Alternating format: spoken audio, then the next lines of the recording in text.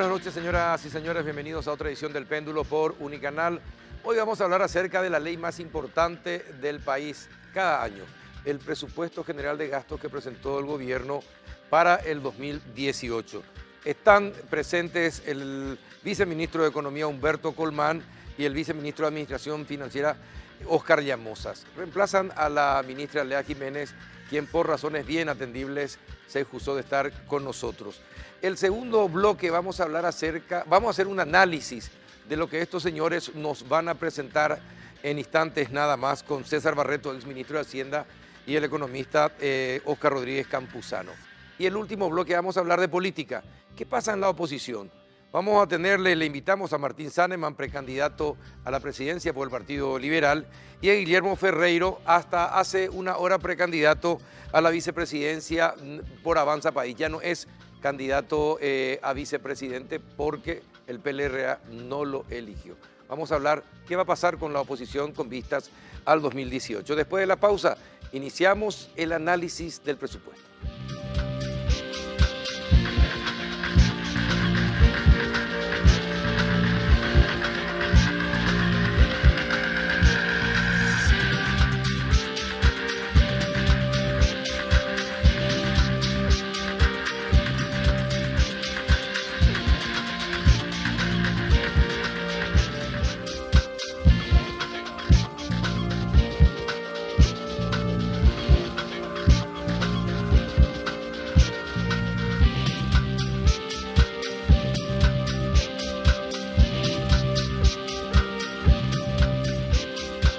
¿Qué tal, viceministro Humberto Colmán? ¿Cómo está? Muy buenas noches, Carlos. Un gusto estar en el programa. Un saludo a la audiencia. Viceministro Óscar Llamosas, ¿qué tal? Buenas noches. Buenas noches, Carlos. También saludo a toda usted, la audiencia. Bueno, hoy presentaron oficialmente a la Comisión Bicameral del Congreso el presupuesto 2018. Sí. ¿Qué de diferente? Es decir, ¿cuál es el tipo de país que según este presupuesto vamos a tener en el 2018? Bueno, para empezar, Carlos, podemos decir que este presupuesto busca que avancemos hacia aquel país que queremos para el 2030, porque se basa en el Plan Nacional de Desarrollo 2030, pero también está alineado a los objetivos de desarrollo del milenio sostenible. Entonces, en ese sentido, sigue el énfasis en los programas sociales, sigue el énfasis en lo que tiene que ver con la inversión en infraestructura, y también estamos tratando de tener un gasto público que sea más eficiente en la provisión de los bienes y servicios públicos. Eso significa que hay un esfuerzo importante de contener los gastos corrientes, de recortar aquellos gastos de funcionamiento donde pensamos que hay determinados excesos que se pueden cortar. ¿Eso a nivel del Ejecutivo solamente o también a nivel del Legislativo y el Judicial? A nivel de todo. De los tres poderes del Estado. Así mismo, Carlos. ¿Seguro? Se hicieron recortes a nivel transversal para todas las entidades. Se estuvo analizando detenidamente cada anteproyecto de presupuesto presentado por las entidades y se hizo ese análisis y se aplicaron ajustes a todos los niveles. A ver, ¿qué, por ejemplo? ¿Cuáles rubros, por ejemplo? En ese sentido, yo quisiera enfatizar ahí, Carlos, que esto en realidad no es una cosa que viene del presupuesto 2018 nada más, sino ya viene siendo una política desde el año 2014, con sucesivas medidas, decretos e incorporaciones a las leyes de presupuesto anteriores. Desde el 2014 a 2017 tenemos un ahorro de 120 millones de dólares en gastos corrientes, de todo lo que mencionaba el viceministro Óscar. Y para el presupuesto 2018 hay un ahorro de más o menos 43 millones de dólares, Óscar, en lo que tiene que ver con estos gastos de funcionamiento. Sí. Y ahí estamos hablando de servicios de catering, pero también todo lo que tiene que ver con remuneraciones extraordinarias, todo lo que tiene que ver con gratificación y otros gastos. Compra de pasajes y viajes. Pero eso ya no estaba dentro, eso no se había juntado todo ya en un solo salario, todos estos gastos de representación, no se había juntado todo ya en uno solo. Sí, con la matriz salarial lo que se hizo fue básicamente ordenar un poco la parte salarial. Un 70% es el salario básico, hay un 30% que corresponde todavía a bonificaciones, pero básicamente eso está atado a la responsabilidad en el cargo, ¿verdad? Lo que dice Humberto son las horas extraordinarias, que recordaba un caso muy famoso de una persona que hacía, no sé, 50 horas semanales, entonces eso se limitó y eso se vuelve a repetir en el anteproyecto de presupuesto de manera a tratar de arreglar esa parte, ¿verdad? O sea, existe un tope para las horas extraordinarias que pueden hacer los funcionarios. También el caso de combustible y también el caso de los seguros médicos también se le puso un límite, ¿no? Entonces son varias medidas en realidad. ¿Los seguros médicos en dónde? Estamos hablando de los seguros de los funcionarios públicos, ¿verdad? Donde hay un tope hoy día para el gasto que pueden hacer las entidades en esa partida, ¿verdad? Y en el caso de combustible, ¿verdad? Es un caso emblemático donde hemos tenido un ahorro muy importante, ¿verdad? En los últimos años con la implementación de la tarjeta. La tarjeta y los convenios con Petropar, ¿verdad? Exactamente. ¿Y cuánto es el ahorro en combustible, por ejemplo? Ahorro entre comillas, porque ustedes dicen ahorro, pero en realidad era plata que alguien se comía, Sí. que alguien se tragaba, ¿no? Sí, bueno, en el caso, bueno, como te decía, esto ya viene de años anteriores. En el caso de combustible estamos hablando de un ahorro en los últimos 2 años de casi 30 millones de dólares, solo con esta medida. ¿En 2 años? En 2 años. 30 millones de dólares. Sí. Es decir, que los muchachos clean caja 15 millones cada año. Y estamos forzando a que el aparato estatal sea más eficiente, como te decía. Seguramente había ahí grasa, como decimos, o ineficiencia que ahora se está controlando, ¿verdad?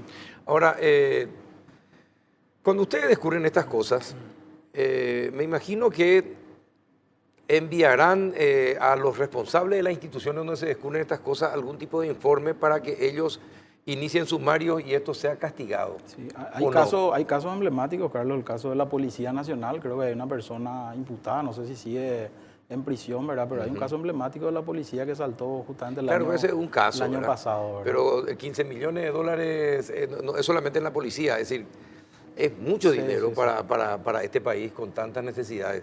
Pero ese ya tiene que ver seguramente con las administraciones de cada ente, de cada entidad. De todas formas, ¿en qué se aplican los ahorros obtenidos? ¿En qué se aplican en este presupuesto? Básicamente lo que se busca es potenciar los programas prioritarios del gobierno, programas sociales. Se estima para el año que viene un aumento del programa de Tecoporá de más de 15.000 familias que se van a incorporar al programa.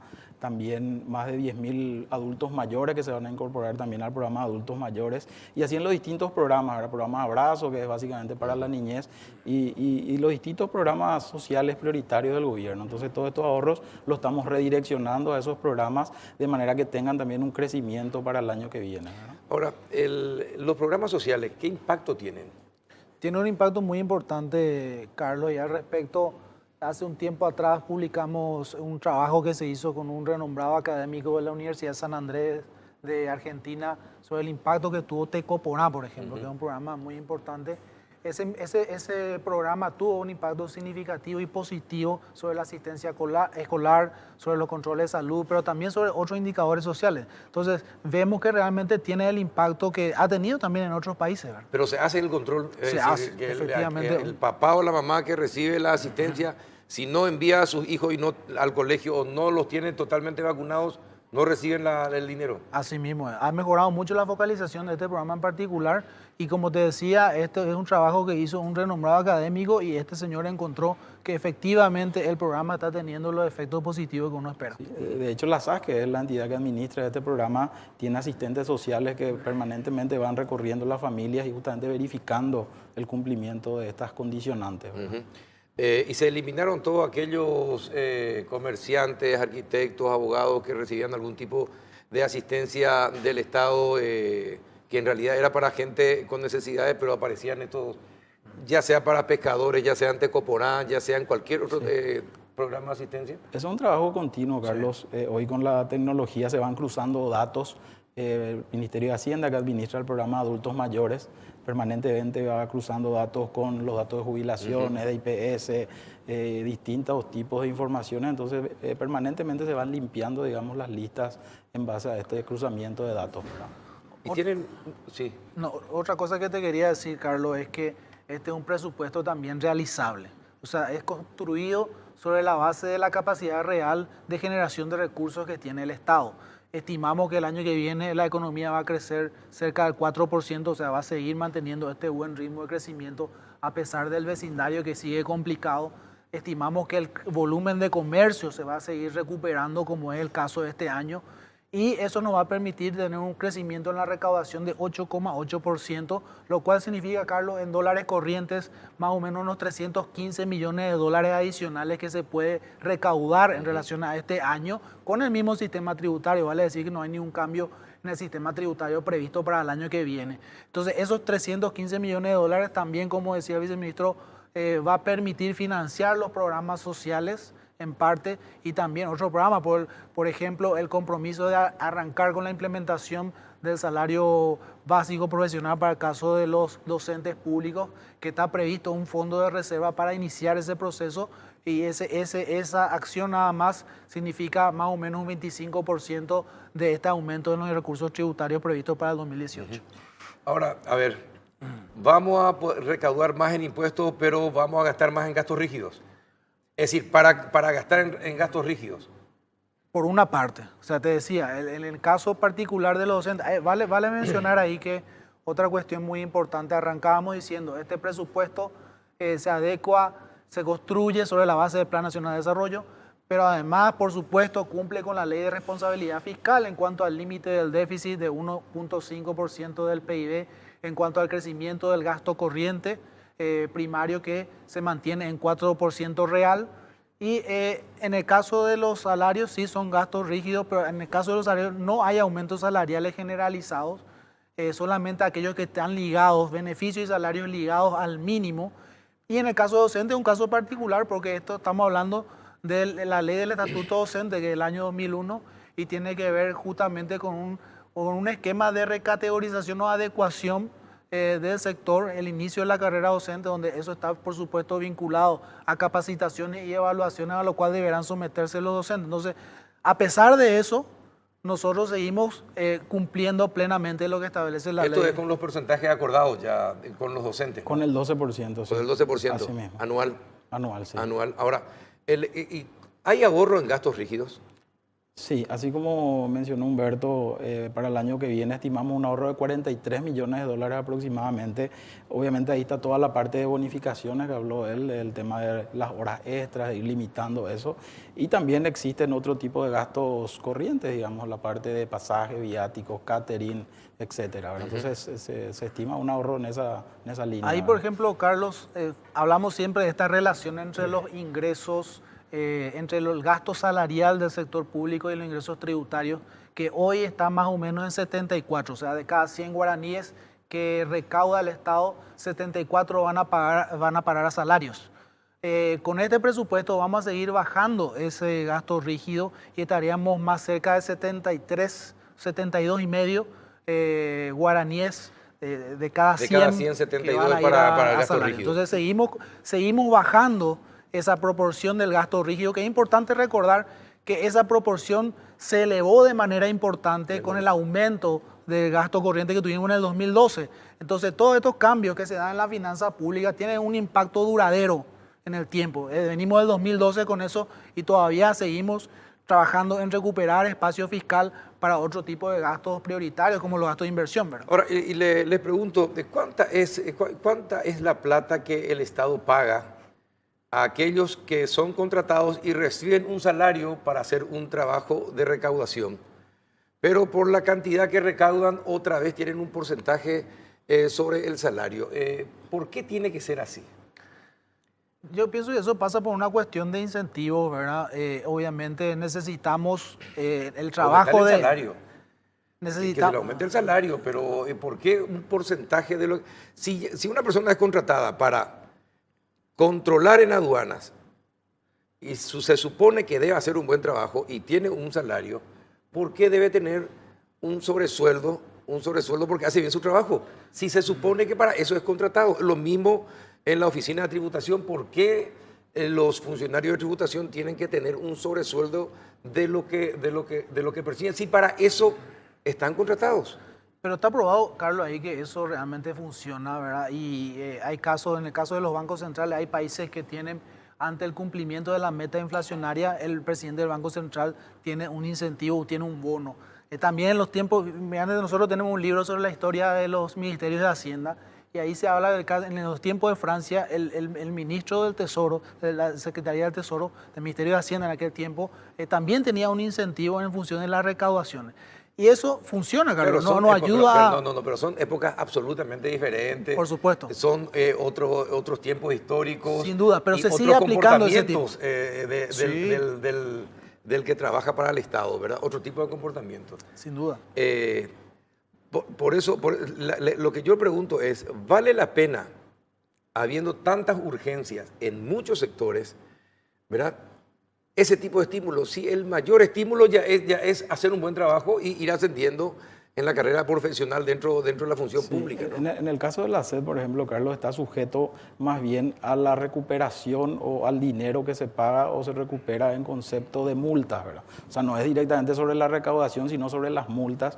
Y ahí uno ve que en los últimos años todos estos casos de mega evasión que fueron descubiertos justamente por la administración tributaria, entonces ahí un poco va en línea con lo que decía ese es su Humberto, trabajo, ¿verdad? pero ese fue el trabajo Pero de ellos. anteriormente no se daban estas situaciones, ¿verdad? Entonces, ahí un poco va en línea con lo que decía Humberto que de los incentivos, ¿verdad? Entonces, obviamente hoy sale al tapete porque los casos que fueron descubiertos fueron de montos importantes, entonces el monto en concepto de multas que recupera el Estado es mayor, por lo tanto la parte que se distribuye, digamos, entre los funcionarios de la administración tributaria también es mayor, ¿verdad? Claro. Ahora, y de la torta del presupuesto, ¿cuánto es lo que se le va a dedicar a salud? Salud básicamente representa el 12% del presupuesto. Salud si tomamos obviamente todo el sistema, ¿verdad? Ministerio de Salud, también el IPS y Hospital de Clínicas, ¿verdad? ¿También el IPS? También, sí. Dentro de todo el presupuesto, cuando vemos la clasificación por tipo de gasto, digamos, la parte de salud representa el 12%. Si hablamos exclusivamente del Ministerio de Salud, está en el orden del 7% del presupuesto total, ¿verdad? Del 7%. Así mismo. Ajá. ¿Y educación? Educación el 13%. ¿El 13%? El 13% del presupuesto. Del presupuesto. Sí. Bueno, ahora, ¿y por qué están tan mal nuestros hospitales y nuestras escuelas entonces?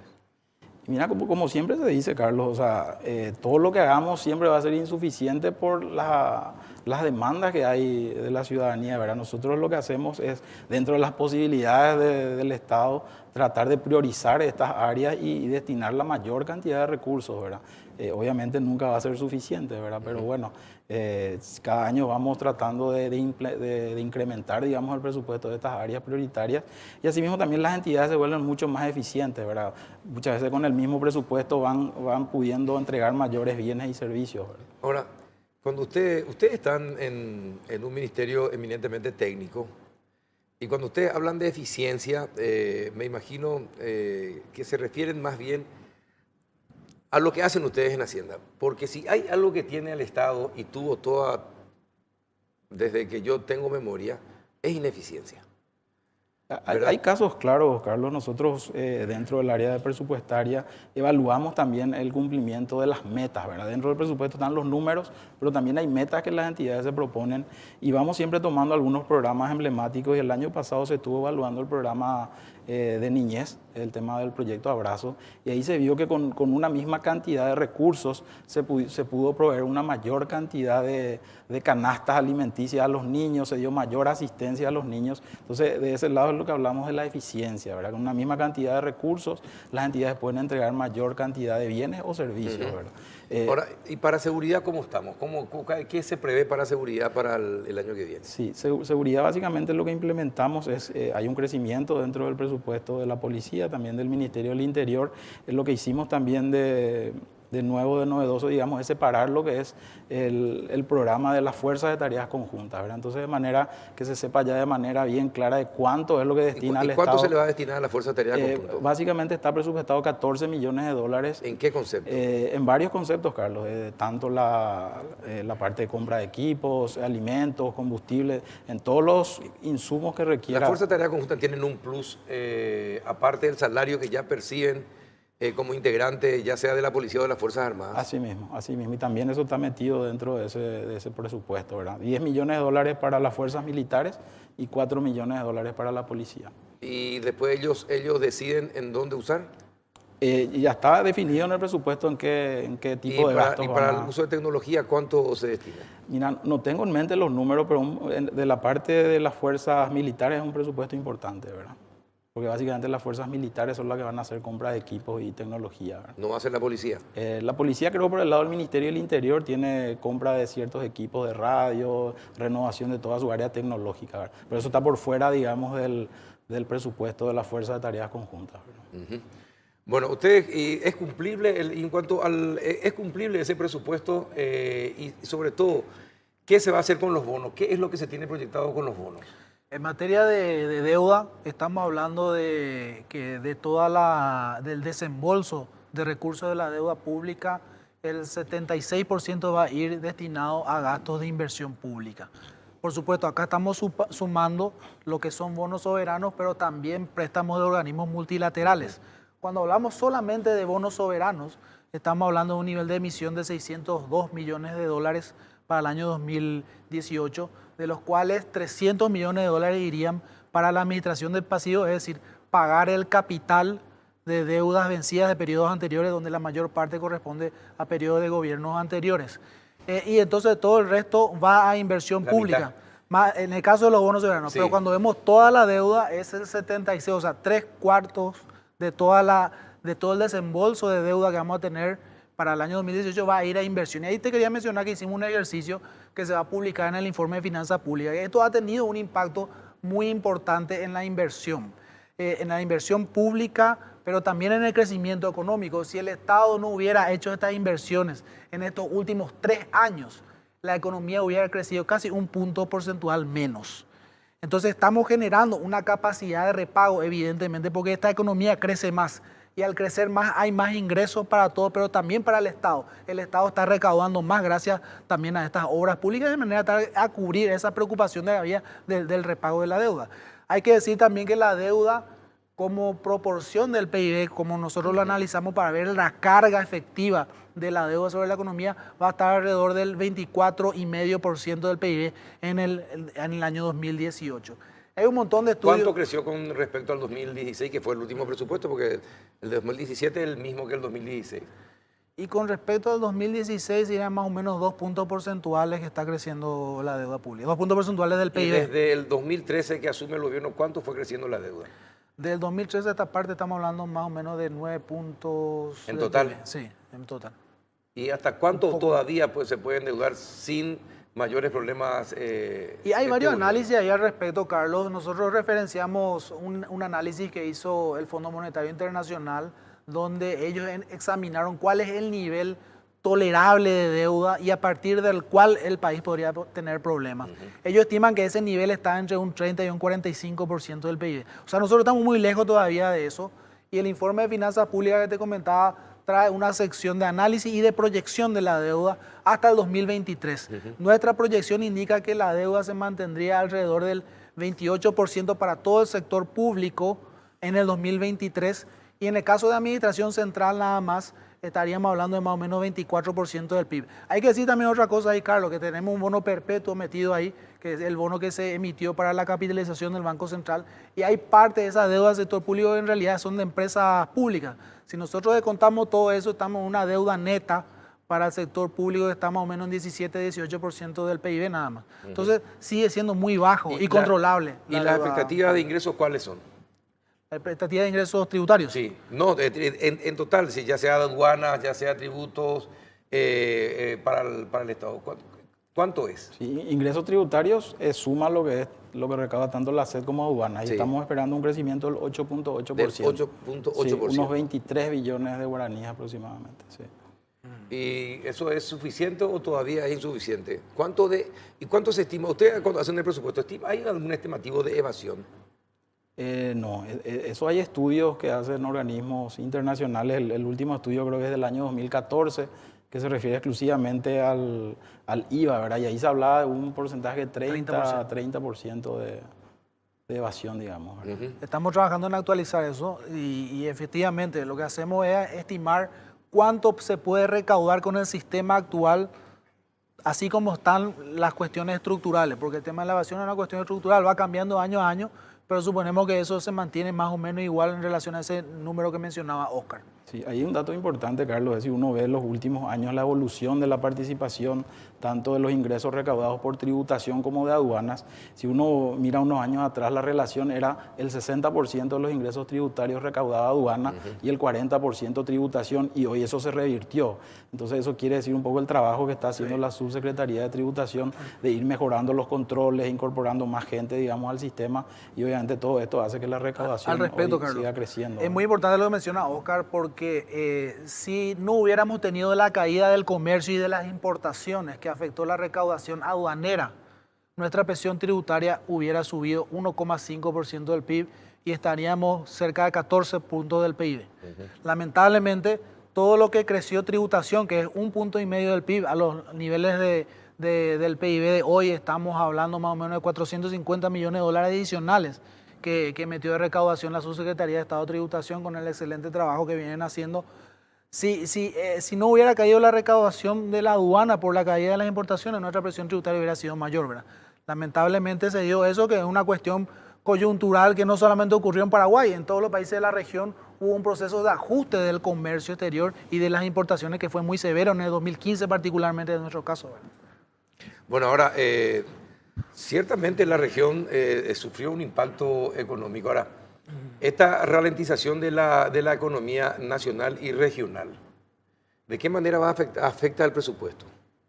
Sí, básicamente eso se tiene en cuenta, digamos, con las variables que mencionaba Humberto. ¿Verdad? Nosotros, dada esta coyuntura regional, estimamos un crecimiento de la economía del 4% para el año que viene y otros indicadores como son el crecimiento de la importación. Se estima 4,2. Sí. Es decir, que creceríamos menos porcentualmente el año que viene. Sí. Nuestro crecimiento potencial natural está más o menos alrededor de un 4%, un poco más, un poco menos, y es lo que nosotros estimamos para el año que viene. Pero en relación a tu consulta, nosotros incluimos en la presentación que hizo hoy la ministra al Congreso unos gráficos donde se ve el crecimiento de los ingresos tributarios en los últimos 4 años y los periodos anteriores. Y efectivamente se ve eso que voy a decir, Carlos, que si bien seguimos creciendo y crecemos más que nuestros socios comerciales, estamos creciendo algo menos de lo que nosotros crecíamos 4 años atrás, porque 4 años atrás el promedio de crecimiento económico era más cercano a 5%, estamos alrededor de 4%. Eso se ve directamente, tiene un correlato directo en la recaudación. La recaudación está creciendo menos que años anteriores, pero principalmente por este efecto que te decía de la aduana. La última pregunta. Ustedes estuvieron por el Parlamento. Y le pidieron al Parlamento que no inflen los gastos, ¿verdad? Y blindar la economía. Estamos en año electoral. Difícilmente les hagan caso a ustedes. ¿Cuánto es el aumento que puede soportar el presupuesto y que podría seguir siendo manejable el presupuesto? Sí, teniendo en cuenta ese detalle. Nosotros enviamos un presupuesto ajustado, ¿verdad? Un presupuesto ajustado en base a las proyecciones de ingresos que tenemos y entendemos que el presupuesto no aguanta ningún aumento. Eso le importa poco, eso es algo que le importa poco a los parlamentarios. Por eso es lo que siempre insistimos, y hoy insistió también la ministra, de trabajar coordinadamente en caso de que ellos quieran hacer alguna redistribución del presupuesto. Obviamente ellos están en todo el derecho, pero sin salirse una cosa es la redistribución, del monto global. Es inflar ¿hasta cuánto de un presupuesto inflado por el Congreso es aguantable? Y mira, no te podría decir un número, ¿verdad?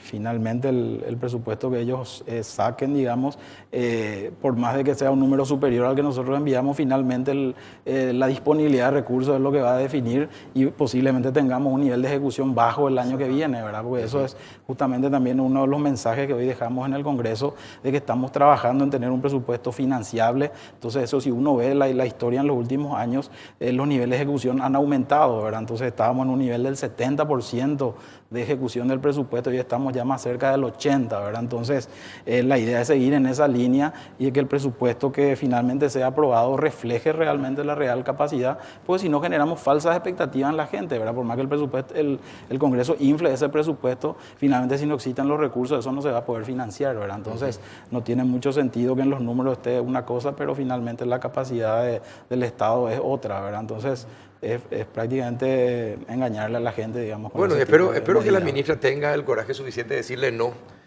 a muchos de los pedidos que le van a realizar y que también los ministros entiendan que ya tienen el presupuesto y que no se vayan otra vez a pedir que se les aumente el presupuesto. Sí, en esa línea la ministra envió una nota a cada uno de los responsables de las entidades, justamente pidiendo ese acompañamiento de no ir al Congreso, digamos, a pedir por más presupuesto, porque finalmente lo que enviamos es lo que realmente el Estado se compromete a financiar el año que viene. Bueno, perfecto. Ojalá pueda ser así. Gracias, don Humberto. Muchas gracias por venir. También, don Oscar, muchas gracias por estar Carlos, con nosotros. A la vuelta de la pausa, estuve escuchando atentamente, César Barreto, lo que decían estos señores. A la vuelta de la pausa, él nos va a explicar en qué consiste. Si esto que dice es cumplible o no es cumplible, dónde se podría poner el acento. A la vuelta de la pausa.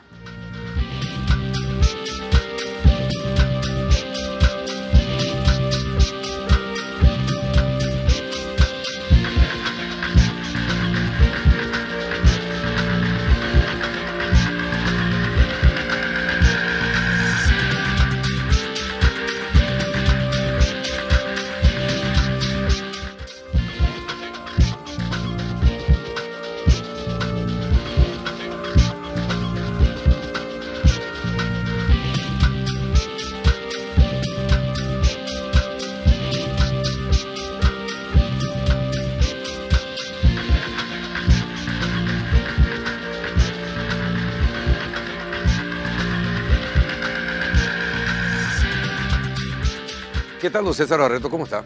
Muy bien, Carlos. Un placer estar contigo. Gracias por asistir. El doctor Rodríguez Campuzano pide disculpas porque quedó atrapado en el conflicto de la Universidad Católica.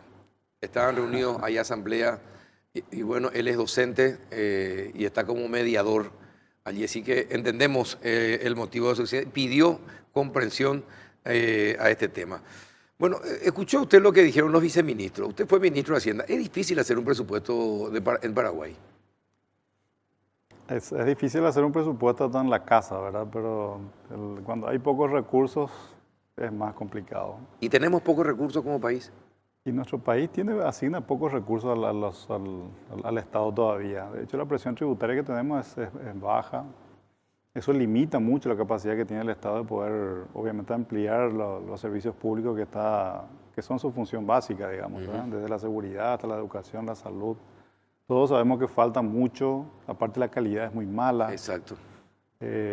Hay mucha ineficiencia en la ejecución de los programas, entonces tampoco hay muchas ganas de que se le asigne mucho presupuesto, porque si para prestar mal servicio, ¿para qué le va a dar más presupuesto? O sea, nosotros tenemos un problema complejo en el Estado, herencia de muchos años de prebendarismo, de manejo político, de un tema tan importante que al fin y al cabo termina generando una mochila pesada, por más que es pequeña, pero la mochila es pesada porque hay mucha ineficiencia en el Estado, ¿verdad? Ahora, ¿y cómo se resuelve?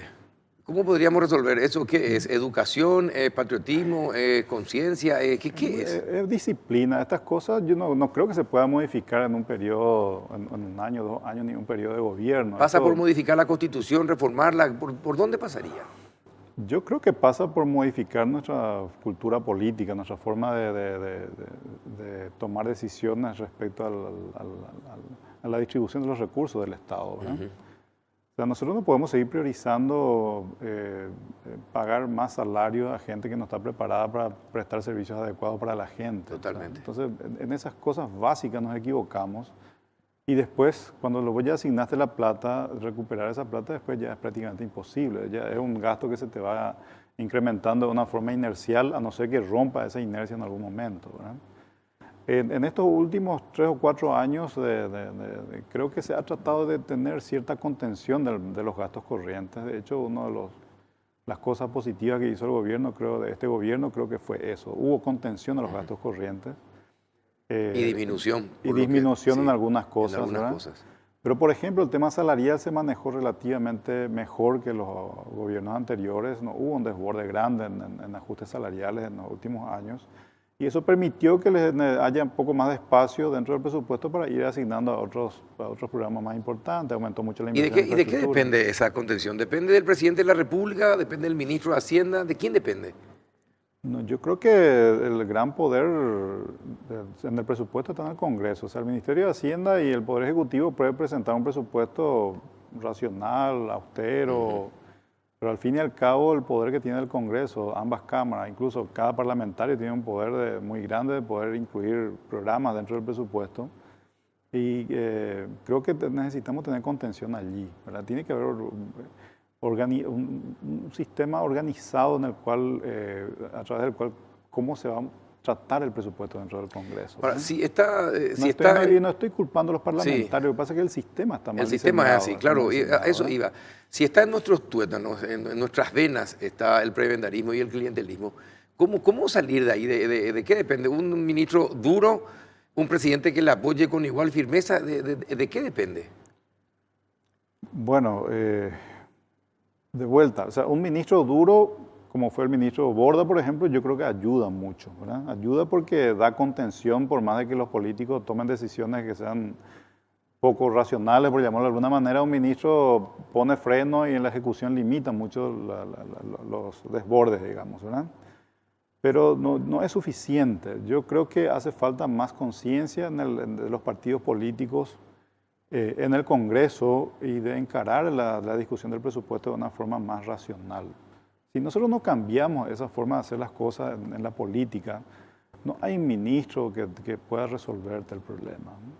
No es un tema sencillo. Lo que pasa es que nosotros buscamos soluciones que sean lineales y fáciles, y lastimosamente no es así, porque es un sistema. O sea, el sistema político es un sistema que que obviamente es una interacción entre el Poder Ejecutivo y el Congreso principalmente, y también el Poder Judicial por otro lado. Entonces, los tres poderes tienen que necesariamente actuar más racionalmente en cuanto al presupuesto. Ahora, hay siempre una discusión si conviene o no tener un presupuesto anual o plurianual que contemple los 5 años de gobierno. ¿Eso podría ayudar a que los colmillos de los parlamentarios se acorten un poquitito o no? Bueno, un presupuesto plurianual normalmente tiene carácter indicativo. Es como que un gobierno llega y a su inicio plantea los programas Claro. que quiere llevar adelante, ya tiene calculado cuánto va a costar y ya proyecta una estimación del presupuesto de los Sí. 5 años. Eso sería un presupuesto plurianual. No es tan específico en el sentido de que cada gasto ya está aprobado una vez por 5 Sí. años, sino que es un indicativo. Es un plan. Es un Un plan, plan de que gobierno. finalmente se va Sí. plasmando en cada presupuesto anual y que obviamente un gobierno que sea capaz de manejar relativamente bien las discusiones del presupuesto en el Congreso es capaz de poder llevar adelante un programa ordenado por un periodo de 5 años, ¿verdad? Lo que pasa es que las mayorías parlamentarias son complejas, en Paraguay han sido complejas en todos estos años, entonces hay poca disciplina. Cuando uno quiere llevar un programa organizado del Poder Ejecutivo, hay poca disciplina en el Congreso, pues las mayorías no son suficientes para poder sostenerlo. Entonces, en las negociaciones, en las discusiones, finalmente termina cosas no muy racionales. Y digamos, cuando el ¿verdad? Ejecutivo no tiene mayoría parlamentaria, me imagino que ha de ser mucho más difícil, ¿no? Y lo debilita mucho porque puede plantear cualquier plan que quiera, pero finalmente está en el Congreso y la mayoría del Congreso son las que definen finalmente el presupuesto. ¿Usted sufrió mucho esa situación durante su administración?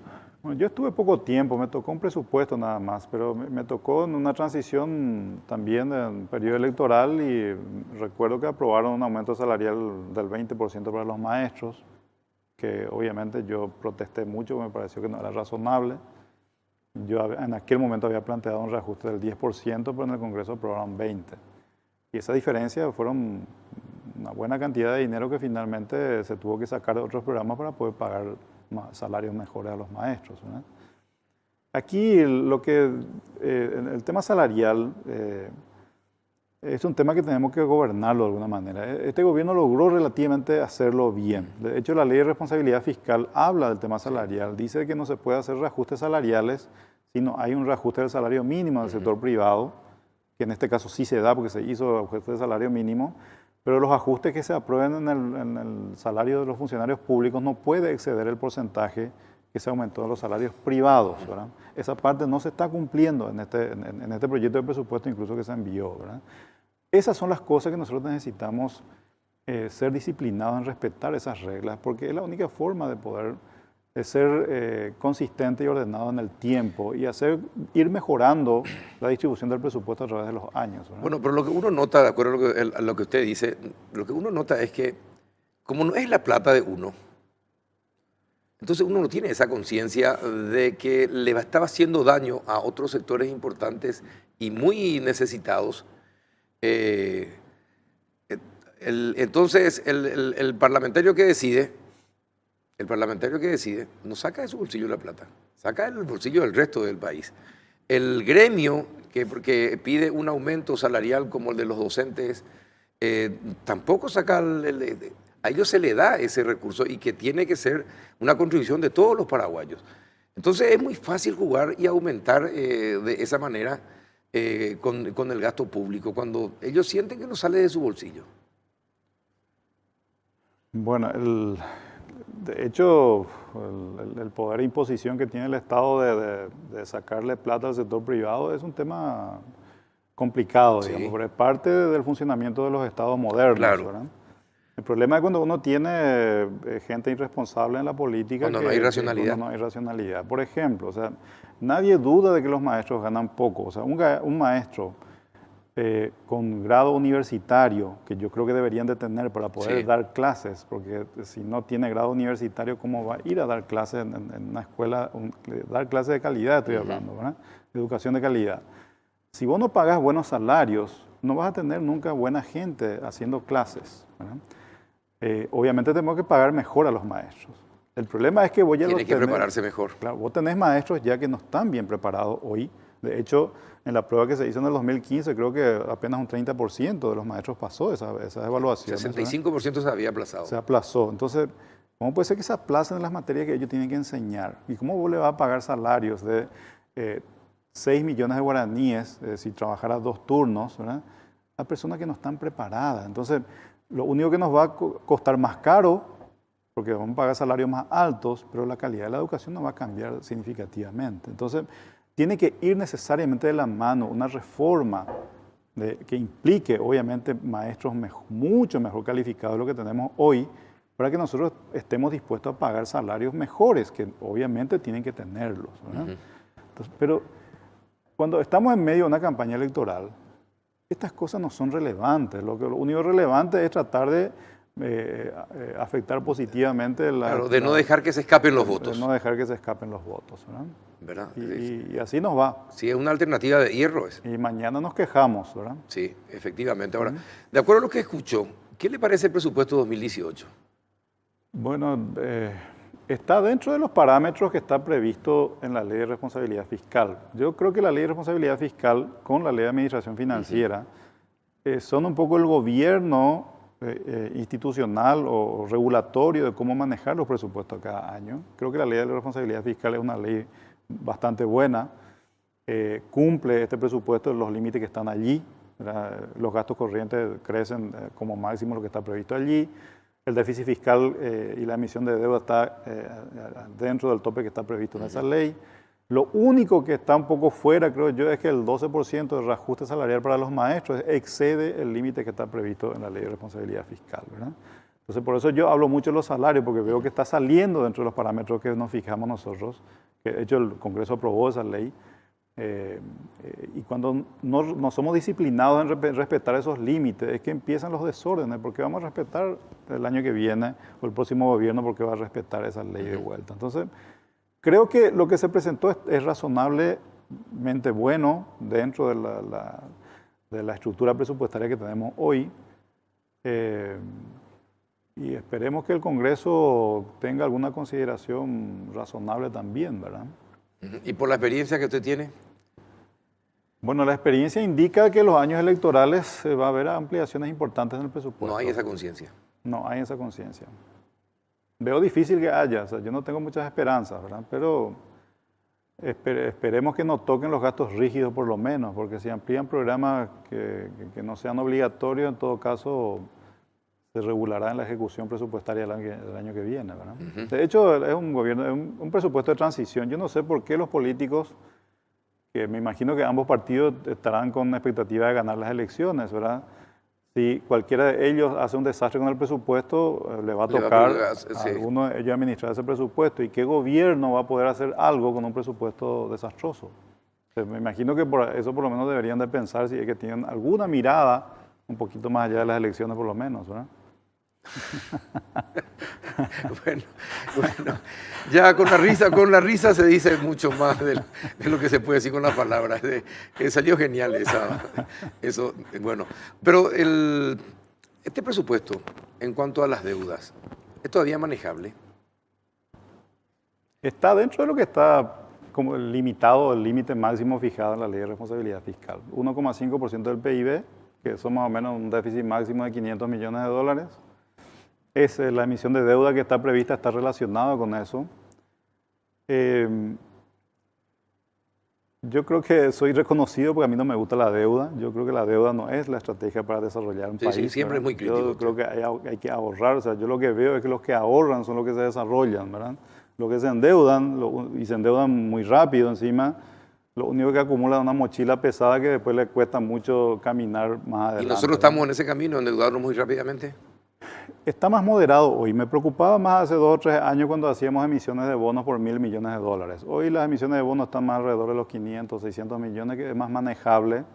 Pero de todas maneras no podemos mantener esto por mucho tiempo. Lo he escuchado al viceministro decir que va a llegar la deuda de este gobierno al 25% del PIB. Eso para mí es luz amarilla, ¿verdad? O sea, el siguiente gobierno va a tener mucho menos margen. El problema con esto es que ¿quién es el que les va a ponerle freno a esta cosa? ¿Quién le pone el cascabel al gato? ¿Quién le pone el cascabel al gato? No hay político que quiera hacer eso. Todos están esperanzados con que cuando se pague toda la deuda de Itaipú, entonces nos va a sobrar plata, ¿verdad? La gente cree que va a sobrar plata y con eso vamos a poder reducir el nivel de el ritmo de endeudamiento. Ojalá. Pasa que yo, así como vos, ya tenemos un poco más de experiencia en esto y somos más escépticos. Somos más escépticos. Somos más escépticos, efectivamente. Y en cuanto a los programas sociales, ¿qué le parecen? ¿Tienen, es decir, A ver, o sea, yo creo que hay que mirar un poco esto. Es muy difícil analizar un presupuesto de un año en particular sin entender cuál es la estrategia del gobierno. El gobierno decidió en sus inicios que su estrategia era invertir en infraestructura. Entonces, este presupuesto refleja esa estrategia inicial, que asigna muchos recursos a invertir en infraestructura y fue desarrollando gradualmente los programas sociales que nacieron allá por el gobierno de Nicanor, el gobierno de Lugo, ¿verdad? El programa Tecoponá y el programa de pensión para adultos mayores. Sí. Entonces, eso van creciendo gradualmente en la medida en que hay más recursos para poder incorporar más gente. Y creo que eso es lo que refleja este presupuesto. Pero es lo mismo que reflejó el presupuesto del año pasado, del antepasado también, ¿verdad? Creo que en eso por lo menos el gobierno ha sido consistente. Su estrategia es invertir en infraestructura y gran parte de los recursos van para invertir en infraestructura. En este presupuesto y en los anteriores también. El tema es que se tienen que ver los trabajos de infraestructura. Debería de verse, ¿verdad? Sí, debería de verse. Efectivamente. Ahora, todavía es manejable la deuda. Aunque usted dice, todavía es manejable, pero ya con luz amarilla. Ya con luz amarilla, con 25% del PIB de luz amarilla. Es un cuarto. 30% del PIB ya es anaranjado. 45% decía el viceministro, ese yo creo que es rojo ya, ¿verdad? Yo no creo que nuestro país sea capaz de administrar una deuda del 45% del PIB. Y en cuanto a los presupuestos a salud y educación, ¿se ajustan a lo que el país necesita o todavía son insuficientes? El presupuesto de salud, mirado con los estándares internacionales, pareciera ser que estamos asignando recursos suficientes, ¿verdad? 7% hablaba él, 12% en total, incluyendo el IPS y compañía. Lo que pasa es que lo que nosotros tenemos es, asignamos mucho presupuesto, pero la calidad del servicio es muy mala. Por eso que yo me enfoco más, nosotros necesitamos reformar esos servicios, ¿verdad? No es solamente darle más plata. Que sea eficiente. Tiene que ser eficiente. Si no, lo único, le das más plata y alimentas más ineficiencia. Así mismo. Entonces, creo que hay que tener cuidado. Sí, creo que este gobierno no tuvo dentro de sus prioridades ni la educación ni la salud. Su prioridad fue la infraestructura. Entonces, se hizo muy poco en educación y salud porque había que reformar la educación y la salud y nadie quiso hacer esa reforma. Esperemos que el próximo gobierno tome esto en serio, ¿verdad? No solamente para darle más plata, sino que encare una reforma que mejore la calidad de los servicios. ¿Habrá algún político que se anime a enfrentarse a tanto gremio, a tanta posibilidad de votos perdidos? Y si es racional, no. ¿A tantos sindicatos? Si quiere reelegirse, no. O sea, ese es el problema. Es decir, el que viene va a pensar de vuelta en su reelección, estamos en problemas. Estamos fritos, claro. Estamos en problemas. Bueno, entonces es difícil. Y eso es que lo que pasa es que yo no quiero ser pesimista, ¿verdad? Pero sabemos dónde vivimos, ¿verdad? Sabemos con qué huella estamos arando. Bueno, en general, ¿cómo ve el presupuesto? Y tiene las mismas deficiencias estructurales que ya viene de años. Es muy difícil cambiar de un año a otro. No es el presupuesto óptimo que a uno le gustaría, pero creo que este gobierno, los distintos presupuestos que han presentado han sido mejores que los que se presentó en los gobiernos anteriores. ¿Y la ejecución? En eso tengo que ser justo. ¿Y la ejecución? Y la ejecución, en algunos mejor, en otros malo. Creo que Obras Públicas ha hecho buena ejecución. Es lo que se nota en los números, ¿verdad? O sea, las obras se ven poco, pero los números hablan de mucha ejecución. Ahora, don César Barreto, ¿cómo se puede recaudar? Vos fuiste ministro de Hacienda, ¿cómo crees que se puede recaudar mejor? Y en un país donde nadie quiere pagar impuestos, venimos de una cultura de evasión y de informalidad muy grande, y yo creo que tiene que castigar únicamente. ¿Con castigo? Y no veo, o sea, yo no veo la voluntad de forma voluntaria que la gente quiera venir a pagar más impuestos y declarar todo lo que tiene que declarar. Acá tiene que haber castigos únicamente para alguna gente y que empiezan a tener miedo de que efectivamente Si no paga impuestos, incluso puede ir a la cárcel, ¿verdad? Ujú. Eso es lo que se ha hecho en otros países. Fíjate, Claro. Estados Unidos, ¿por qué tiene una evasión muy baja? Porque allá por la década del 20 y del 30 le enviaron a la cárcel a unos cuantos, ¿verdad? Después la gente empezó a disciplinarse. Ahora, y ahí ya tiene que involucrarse la justicia. Si la justicia no se involucra, Y sí, lo que pasa es que acá ahí nuestras debilidades institucionales nos matan. Pues entonces cuando uno le quiere hablar de que hay que darle poder a alguien para que le pueda enviar preso a gente que no paga sus impuestos, pero después tenemos que ver cómo es la fiscalía que tenemos, cómo son los jueces que tenemos, cómo es la Corte Suprema que tenemos, entonces ya tenemos miedo todos. ¿y ¿verdad? cuál es Porque el relacionamiento que tiene la persona que fue acusada y compañía? Y ahí sí, el relacionamiento político, económico, social y las telarañas que se tejen impiden que finalmente nadie vaya a la cárcel. Y no quiero entrar en tantos detalles, ¿verdad? Pero digamos que tenemos probablemente el área donde más debilidad institucional tenemos en la justicia, lastimosamente. No estamos seguros nadie, ninguno. de Y su nosotros. presupuesto es cada día mayor. Y mucho presupuesto, sí. Pero ese presupuesto es uno de los ejemplos en los cuales darle más plata nomás no es la solución. Porque mucha plata se le dio a la justicia en los últimos 20 años ya, no es solamente de los últimos años, ¿verdad? Todos los años se le aumenta el presupuesto, porque ellos hacen su presupuesto. Y el Ejecutivo y el Legislativo lo único que tiene que hacer es decir, se le da. Así es, pero podemos estar horas acá quejándonos de... Pero es el país que tenemos, Carlos. Sí, pero el tema es que tenemos que hacerlo más eficiente, por lo menos más eficiente. Si queremos desarrollarnos, sí, tenemos que hacerlo más eficiente. Y eso cuesta y va a tener que costar cuesta sacrificio y porque, dolor. y cuesta porque nosotros hablamos así, los políticos se enojan conmigo por cuando empiezo a criticarlos, ¿verdad? Pero no se dan cuenta que están tomando decisiones malas, ¿verdad? Se están equivocando las decisiones que toman. O sea, saben que se equivocan. No les importa. No les entonces. importa. Bueno, No le importa. ¿Usted vio a alguien que le importó? Que se arrepintió no, y dijo, me equivoqué. No vi ni un Nunca. político arrepentido. Exactamente. Exactamente. Bueno, en resumen, don César. Es un año electoral, Carlos. Yo lo único que Ahí espero... me mata. Cuando usted me dice en un año electoral, ya es como decir, está todo permitido. Yo espero que pasemos razonablemente bien nomás, ¿verdad? Eso es lo único que espero. Por favor, no aumenten los gastos rígidos, porque eso después nos cuesta años poder controlarlo, ¿verdad? El aumento salarial del 2012 del 35%, que costó 700 millones de dólares por año, no pudimos revertirlo nunca. Hasta ahora nos está costando. Entonces, esas decisiones, por favor, no tomen. Eso nomás yo les pido. Si eso nomás hacen, el resto pueden pelearse, todo lo que quieran, ¿verdad? Pero no hagan esas cosas. La ministra pidió blindar la economía. ¿Será Y que entienden el significado? A ver, una cosa tal vez, por ser optimista, ¿verdad? Positiva en esta oportunidad es que no hay extremos en las discusiones ideológicas entre los distintos partidos, candidatos. Es una gran cosa. Eso es algo así como blindar un poco, porque si estábamos en una discusión muy extrema entre un populismo extremo, un izquierdismo extremo versus una derecha extrema, sería muy preocupante. Pero hoy creo que los candidatos son relativamente moderados y eso es bueno. Bueno, está bien. Don César, muchísimas gracias por las reflexiones y por el análisis. Un placer, Carlos. A la vuelta de la pausa vamos a estar con Martín Sanman y con Guillermo Ferreiro. Ya volvemos.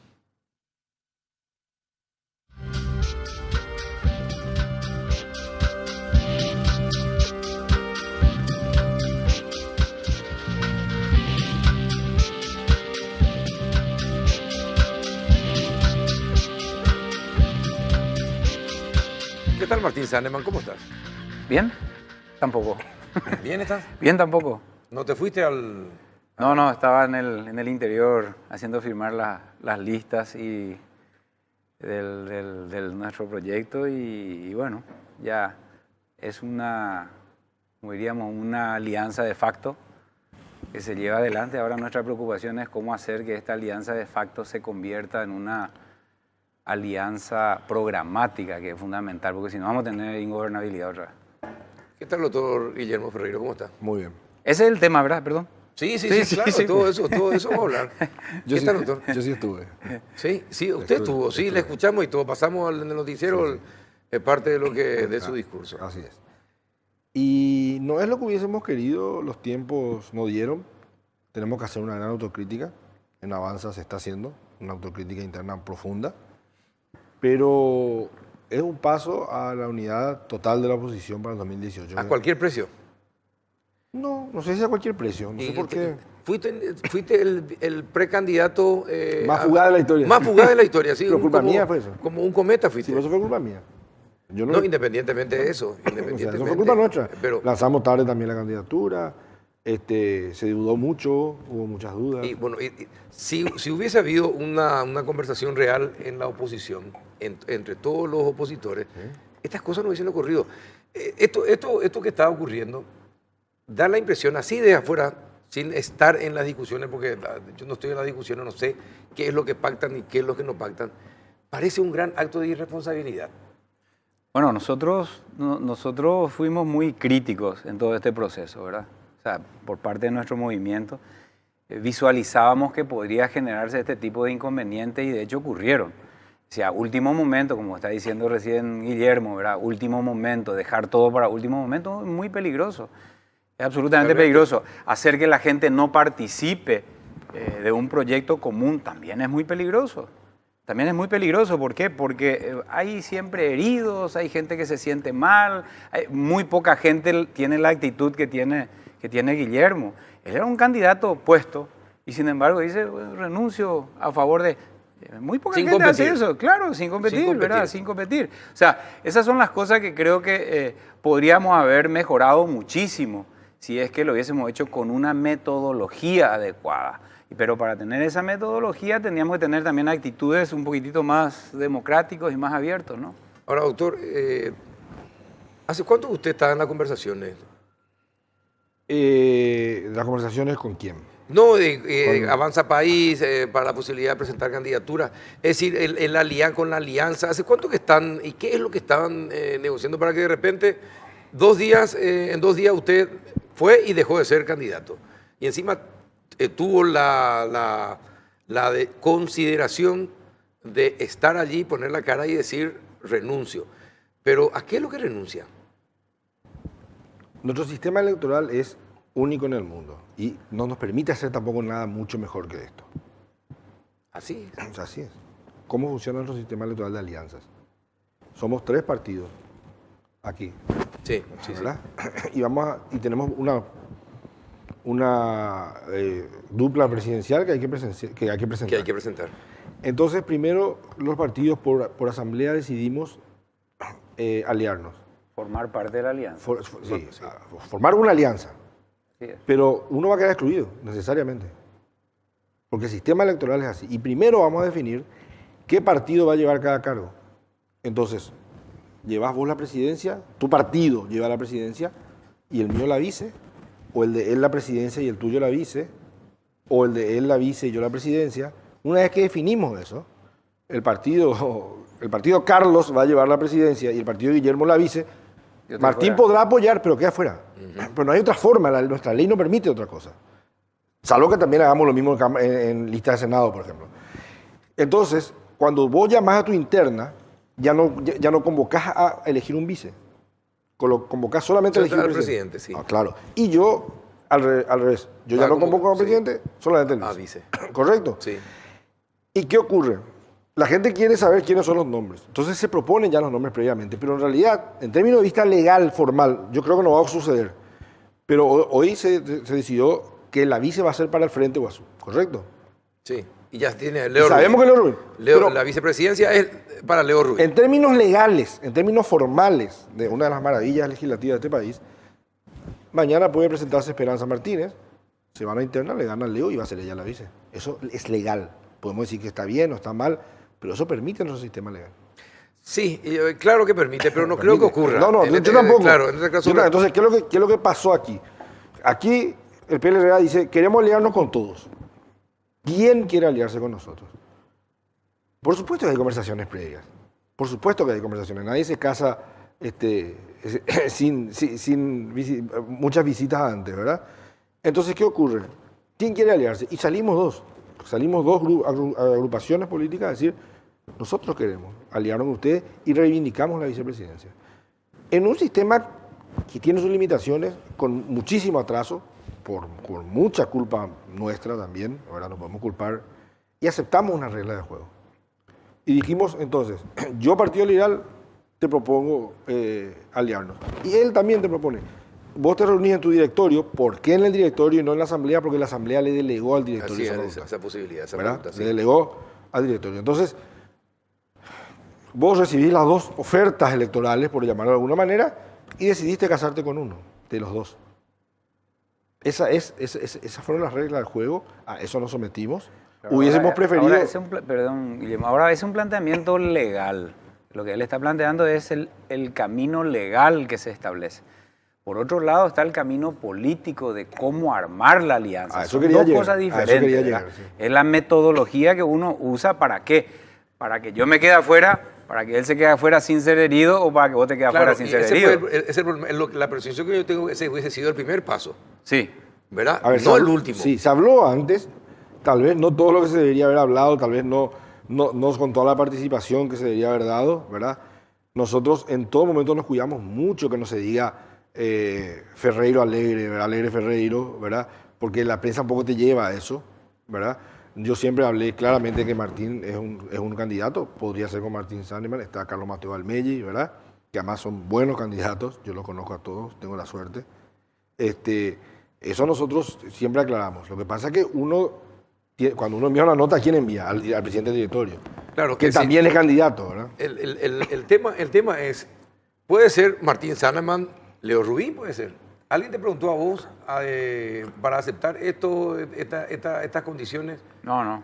Claro, si Martín gana... Mateo, O sea, y Mateo, eso- claro, que eso puede es ser lo que- Mateo Almelli, Claro, Leo Rubín, pero, ¿verdad? Carlos, Pero- eso es lo que en y cierta entonces, ¿quién manera, le por sí. una cuestión ética o por una cuestión de decencia, es lo que cuestionamos. O sea, puede ser que con la mayoría del directorio decida, porque eso es legal. El directorio tiene una mayoría, un grupo hegemónico tiene una mayoría y dice, no, a mí me gusta fulano, no me gusta mengano. Ese es el criterio de la mayoría y la mayoría se acepta en la democracia. Pero eso no quiere decir que tiene que haber cierta decencia en traer y consideración y decir, Ahí no estamos de ponemos, acuerdo, ahí no estamos de ponemos acuerdo. a hablar, ¿verdad? Ahí Y estamos eso de es acuerdo. parte del problema que nosotros mismos encontramos. Es tiempo, es el método que se tiene que hacer. Bueno, pero ahora ya ocurrió. Sí. Ya ocurrió Ahora, esto. y esta imposición, no, pero en realidad fue una imposición, a vos te imponen. Claro que me imponen. Bueno, y a Mateo A le él también imponen. le impusieron. A usted le impusieron. Claro. Entonces, después Yo eso- acepté. Claro, pero él aceptó la regla del juego. Y yo también, si me sigo candidatado, acepto. La ¿Aceptás? regla- y pero lógico, porque ¿qué voy a hacer si es que esas son las... En Pero términos entonces, legales y- está y hecho el eso es lo que me planteamiento. preocupa, pues, es cómo establecer una alianza así. Y ese es el problema de fondo que nosotros vemos. Ahora, a ver, si a mí me hacen la pregunta, ¿a partir de ahora qué? Esa es la pregunta, ¿a partir de ahora Sí, que está claro. enojado hoy? Claro que estoy enojado, porque se me maltrató en cierta manera, se le maltrató a los otros candidatos también. Somos 4 candidatos, no somos 3. Somos 4, Yo está me olvido Herminio el Ruiz cuarto, Díaz Sí, también. me olvido el cuarto siempre, tenés razón. Sí, somos 4, ¿verdad? Y por una cuestión de decencia tenemos que estar los 4. Somos candidatos, somos liberales, somos demócratas, nos conocemos hace mucho tiempo, algunos más que otros, pero nos conocemos y tenemos la obligación de reunirnos y de pensar qué es lo que va a pasar con el próximo gobierno que nosotros pensamos conquistar. O sea, cualquiera puede ser que uno tenga en las encuestas 20%, como pasaba con el candidato que le enfrentaba a Macron, y de repente se encontró que había sido que Macron empezó a subir y lo destartaló, ¿verdad? Entonces, esas son cosas que ocurren en la democracia y uno tiene que prever. Ahora, ustedes me preguntan a mí, ¿y ahora qué?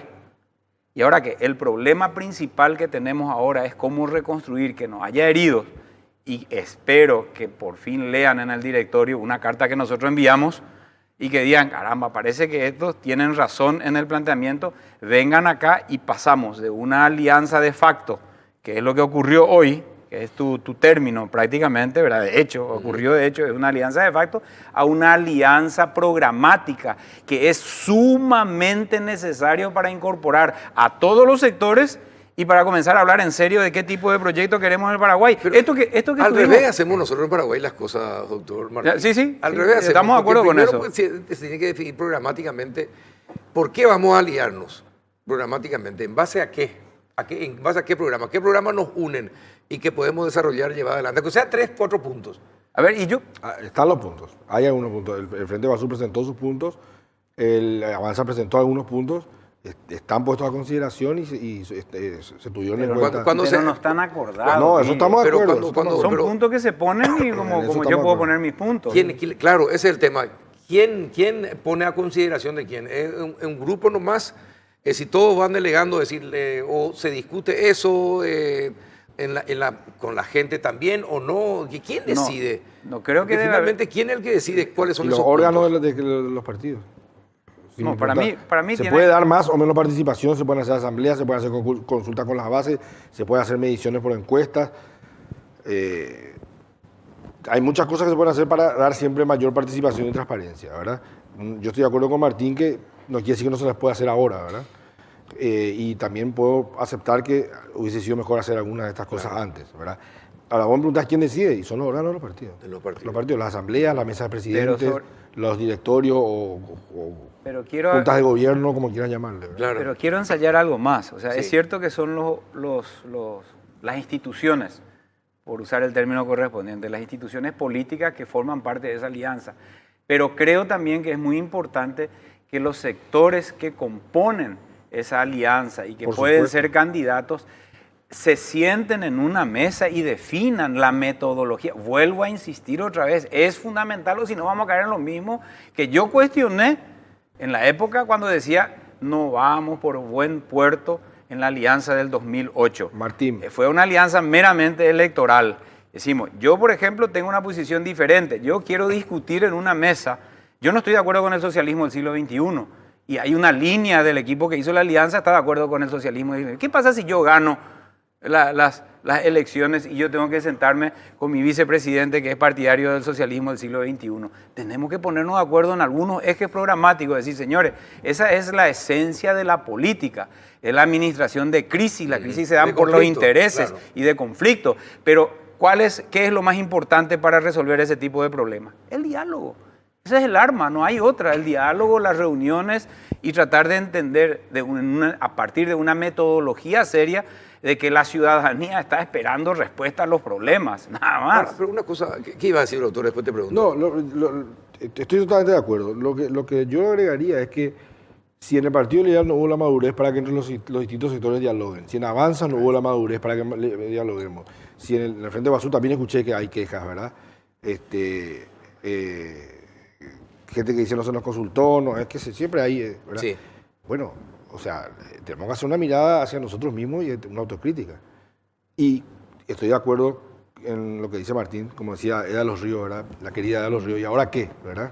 Bueno, yo creo que no es tarde. Yo creo que no es tarde. No es tarde. Yo creo que podemos hacer las cosas, podemos presionar donde haya que presionar, llevar por escrito lo que haya que llevar por escrito, generar las asambleas y foros de discusión donde se deba generar.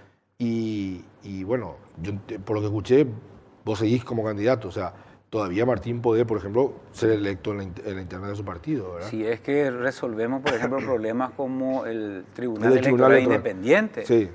Bueno, Ese es otro problema sí, que tenemos interno. disculpame, pero yo de eso algo entiendo y te puedo decir una cosa. Ahí tenemos un problema que no depende ni de vos, ni de mí, ni de Efraín, ni de Layano, que depende de una institución que se llama la Justicia Electoral, que ha tenido un desempeño lamentable. O de Lamentable. generar un consenso.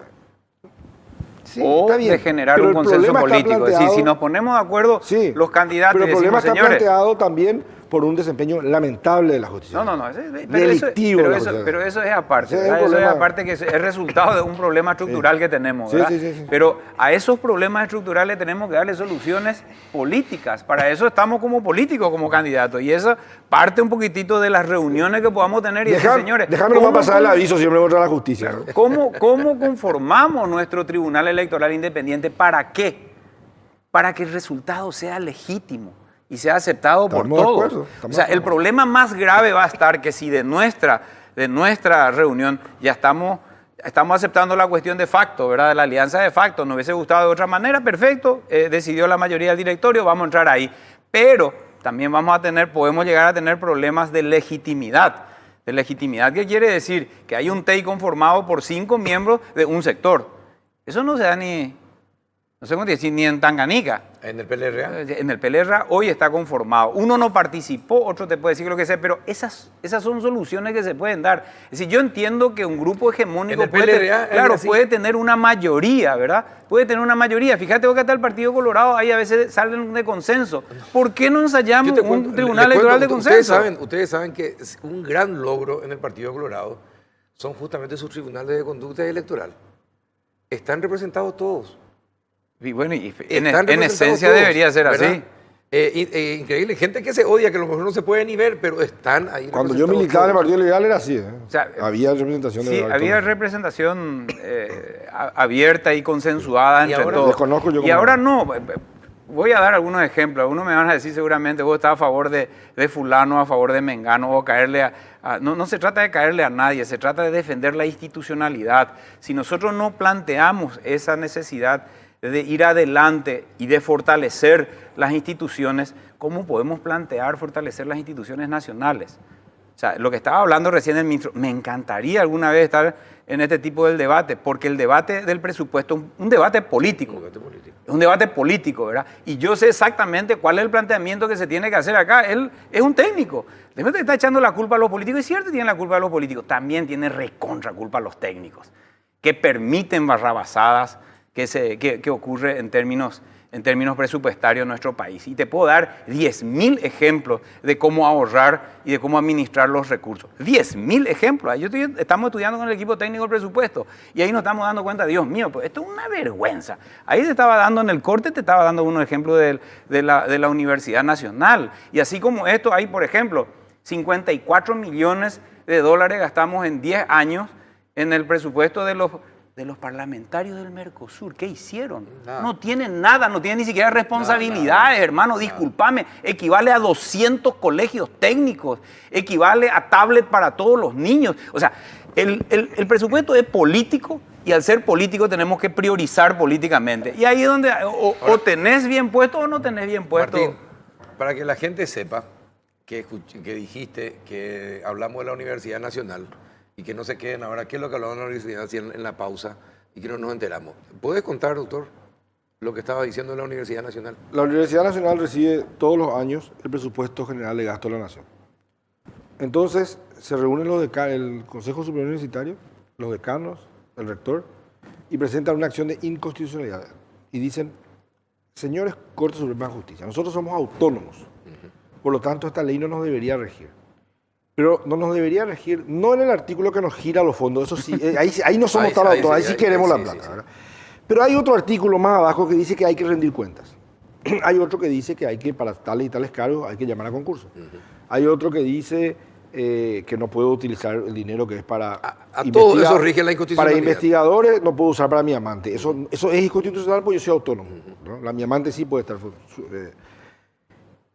Esta barra basada recibe una institución llamada Corte Suprema de Justicia que, ¿qué dice? Dice, bueno, vamos a estudiar esto que dicen estos señores catedráticos y vamos a dar una medida cautelar.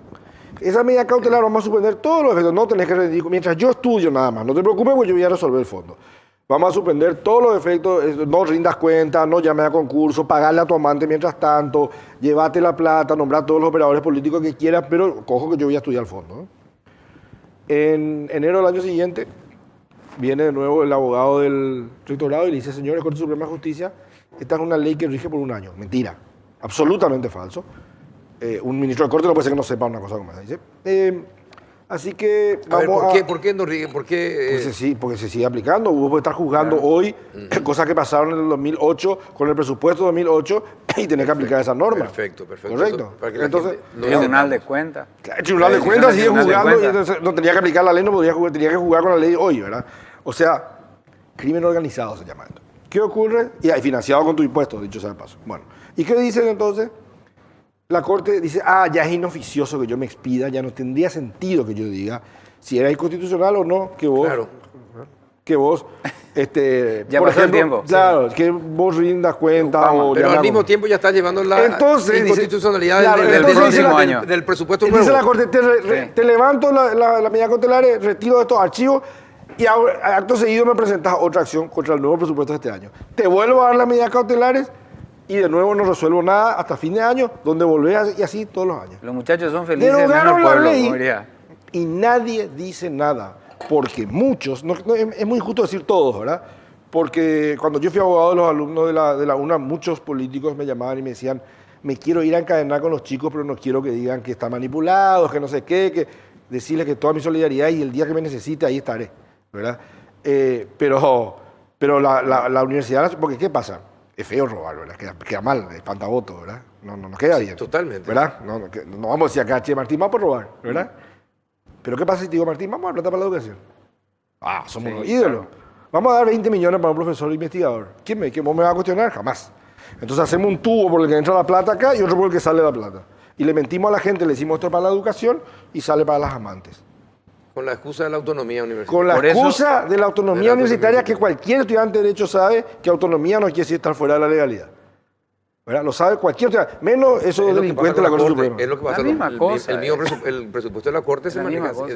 del Poder Judicial. Pero es tenemos una que, barbaridad. tenemos que entender que hay que cambiar, Carlos, la metodología de trabajo también y de ordenar la casa. El presupuesto general de gasto de la nación equivale a tu sueldo. Vos recibís tu sueldo y vos sabés cuánto tenés. Hay proyecciones que hacen. Yo recuerdo cuando estaba en el Parlamento, decía, pero eso es irresponsable, no podemos hacer este tipo de proyecciones. ¿Cómo el Parlamento va a hacer una proyección? Dice, no, vamos a crecer 4%. Sí. No, en realidad vamos a crecer 6%. Sí, y ahí sí, comienzan sí. todito, Ponen por la cifra favor, que ¿verdad? quieran, claro. O sea, ese tipo de Y lo que irresponsabilidad. hace con el hay. anexo de personal. No, eso es una locura. Sí. Pero te digo, es importante debatir esto. ¿Por qué? Porque creo que lo que se hace en periodismo también es docencia. Al fin y al cabo, cuando uno plantea este tipo de cosas, la gente tiene que ir corriendo y decir, epa, acá me están robando a mí, porque ¿quién es el que paga? El que paga es el pobre tipo que al comprar agua, Sí. ¿verdad? Está pagando su IVA, Sí. ¿verdad? Y A que veces es la algo- base tributaria más Claro. grande de este país. A veces ¿verdad? al pagar servicio, por ejemplo, de salud que el Estado no le da. Por Paga ejemplo. IVA, con que Claro. después ese IVA va para las Claro. amantes. No, Ahora, terrible. Volviendo al tema, queríamos, para que la gente sepa lo que estuvimos hablando en la pausa, ¿verdad? A veces la pausa es más interesante Sí, del es más programa. interesante. Y esto da para otro programa y Sí. para traer a la gente de la Universidad Nacional y el Poder Judicial. No van a para que- venir, no van a venir. Me imagino que no. No van a venir, jamás. Martín, ¿existe alguna posibilidad de que vos digas, si ganás, digas, no me gusta Leo, que quiero otro candidato? Decídenla cuando ganes, por lo menos. No, yo creo que sí existe esa posibilidad, pero en teoría y legalmente no podemos meternos, porque la convención del partido decide claramente que nosotros decidimos la presidencia de la República y la vicepresidencia corresponde al sector de la oposición. Nosotros no podemos meternos en eso, o sea, legalmente es imposible. La O convención sea, lo que podemos no hacer había- es tal vez, por eso que es importante lo que vuelvo a resaltar. Yo tengo que sentarme, si yo soy candidato, tengo que sentarme con los otros a planificar qué tipo de país vamos a querer, porque si no va a generar una ingobernabilidad tremenda. Yo no recuerdo, pero a ver, aclarame. Hagámoslo. Las convenciones, Claro, hagámoslo. La última convención no había, respecto a la alianza, no había dicho que no quería la alianza con el Frente Guasú. En el debate se decía que, yo no sé si salió en la resolución, pero en el debate se decía que no nos íbamos a liar con los que estaban, ¿cómo se llama? Intentando violar la Constitución. Intentando violar la Constitución Nacional, ¿verdad? Exacto, Y por ese tema de también la enmienda y compañía. Bueno, ¿verdad? y entonces, Y bueno, pero esa fue una posición que sí, que deja mucho que pensar también, ¿verdad? La alianza de facto ya se dio. O sea, acá no podemos cambiar absolutamente nada. No podemos, lo que sí podemos cambiar es cómo ir hacia adelante y ya cómo no pueden ni mejorar. decir, no me gusta este vicepresidente. No quiero podemos, otro. no podemos hacer Ya nada nosotros. Nosotros no podemos hacer absolutamente nada. O sea, el resto de los candidatos. O sea, por eso te digo, sí podemos hacer, que yo quiero sentarme con Leo Rubín, si me dan la oportunidad, no él como periodista o yo como periodista, pero sí tenemos que sentarnos como políticos a ver si es que estamos de acuerdo con el modelo. Él plantea un modelo determinado centralista de gobierno, yo descentralista, ¿verdad? Entonces tenemos que tratar de ponernos de acuerdo a ver quién es el que tiene la razón. O qué se va a centralizar y qué se va a descentralizar. Claro, o qué se va a descentralizar o qué no se va a centralizar. ¿Verdad? Pero son obligaciones que nosotros tenemos, obligaciones no solamente para nosotros, obligaciones para la ciudadanía que está esperando este tipo de respuesta. No otra vez una alianza electoral superflua que podemos volver a cometer el mismo error, que puede pasar cualquier cosa, puede disparar cualquier cosa, el vicepresidente puede decir una cosa, puede estar planteando una cuestión absolutamente diferente, nos puede representar a nivel internacional, puede tener una posición diferente en los foros internacionales al planteado por el presidente de la República. Cualquier cosa puede ocurrir si nosotros nos ponemos de acuerdo. Es por eso nomás que a veces, no sé si pasamos de pedantes, ¿verdad? Pero yo creo que sí de exigentes, porque tenemos que ordenar la República y hay demasiadas cosas que ordenar la República. El presupuesto de gasto de la nación es uno de los temas fundamentales. Yo tengo mis dudas si tenemos todavía una república, coronel. ¿Cómo? Yo creo que mis dudas que tengamos una república todavía. Ah, bueno, eso es más grave todavía, es cierto. Yo no sé si Sí. esto es una república, de verdad te digo, me parece que tenemos que No, refundar en la realidad república. tenemos una república fallida en términos concretos, No, ¿verdad? Eso es yo- lo que yo tenemos. creo que Pero tengo- bueno, Yo creo que tenemos un estado semifeudal, ¿verdad? Bueno, esto da para otro. Les agradezco, señores. Gracias, doctor No, Ferreiro, gracias por por su la presencia. Gracias, Martín. Ya vamos a tener tiempo para seguir conversando, porque todavía falta para el 17 de diciembre, falta mucho. falta mucho. Falta mucho todavía, ¿verdad? Y poco, depende del cristal con que se mire, ¿verdad? Pero vamos a tener oportunidad de seguir charlando sobre estos temas. Finalmente todos queremos un país mejor. Pero sí, tal vez como una recomendación, y creo que lo vas a hacer. Creo que es importante que traigan los candidatos como lo estás haciendo, ¿verdad? Y que podamos debatir las cuestiones un poquitito más técnicas. O sea, ¿por qué? Porque la ciudadanía tiene que saber qué pienso yo del presupuesto, Si se cómo prestan, administrar. mira, si se prestan, no hay ningún problema. Yo me presto. Bueno, está bien. Ya te Levanto la mano, estoy acá, ningún Yo ya no problema. soy para candidato. debatir. Yo ya no soy Te candidato. salvaste. Gracias, Yo doctor. Le nombro Bueno, asesor. Gracias, Martín. Y a Yo me ustedes, mato. gracias por Estoy de acuerdo. acompañarnos de sus casas. Hasta el miércoles.